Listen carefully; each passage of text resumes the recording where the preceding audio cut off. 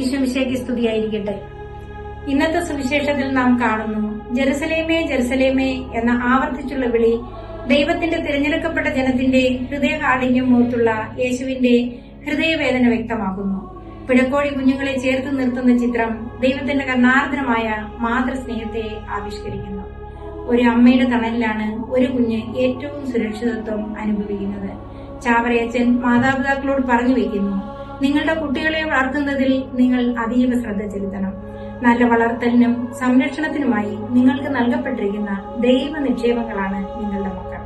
അതുപോലെ മക്കളോടും പറയുന്നു, പ്രായത്തിലും പക്വതയിലും നിങ്ങൾ വളർന്നാലും നിങ്ങളുടെ മാതാപിതാക്കളെ അംഗീകരിക്കുകയും അവർക്ക് കീഴ്വഴങ്ങുകയും വേണം.